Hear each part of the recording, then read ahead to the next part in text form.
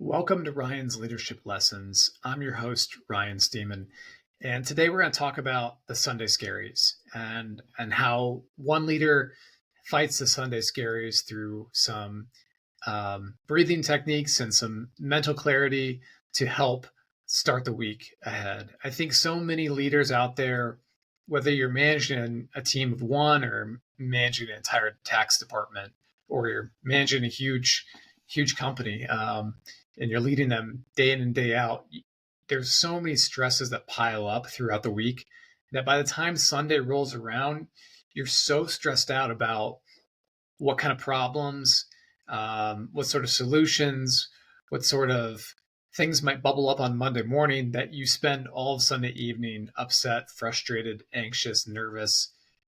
You run the gamut of every emotion going into the week.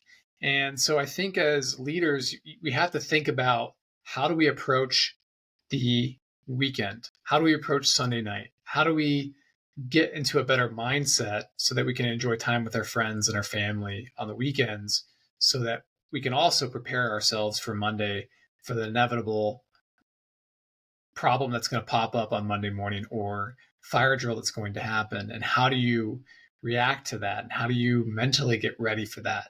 And so I wrote a newsletter post about this on LinkedIn, and I think you could read it as a serious post, you could read it as a joking post, but I think I'm very serious about it. I think a big part of it is um, we talk about breathing techniques in modern society of how it can help us sort of calm down our mental fight or flight um, thought process. And I think if you take a deep breath in, inhale, exhale, and do that a few times to calm down and think through the problems, I like to start by doing that and then listing out all the things that are going to go on that week.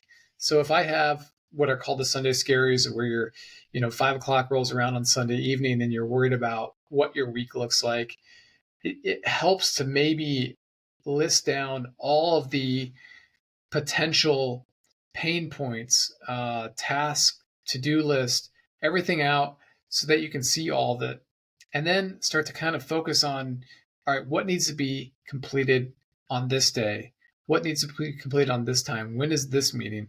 And prepare yourself mentally for those things rather than stress about one thing or letting your mind race at night before bed. You can go through kind of this mental checklist to kind of cool down those thoughts. And I think that's the way to approach Sunday evening. Um, I think another part of it too is to remember that, your life has meaning, your life has a purpose, you bring value to organizations, you're in this position as a leader, not because you got lucky, but because someone saw that you had the abilities to be a leader, to manage people, to manage a team, to manage a company. You have so many talents going for you. You have so many unique skills that you have at your fingertips. I think that's another thing. You have to focus on who you are as an individual. And I think so many times we get lost and caught up in the moment of we forget that, wow, I have all these skills. I've done all these things. I've accomplished all these things. And we let the problems, the pain points, the the day-to-day minutia hold you back from being an accomplished leader and helping bring value to your organization, bring value to your teams. Um, I think that's another part of it too, is just having that introspection to think about what you bring to the table as a leader. And I think often, on Sunday evenings, that's a good time to remember all the things that you've accomplished in your career, all the things that you've brought to the table, all the growth that you've had in your career, and where you can take all of that and continue to grow into the week ahead. I think that's something that you need to think about as a leader and not be afraid of what's going to come. I mean, there's probably some positive things that are coming in the week ahead. Um, I think another thing you can do is maybe just write down what you're thankful for on Sunday evenings. Being thankful that you have a job, being thankful that you have a great family, or being thankful that you have great friends.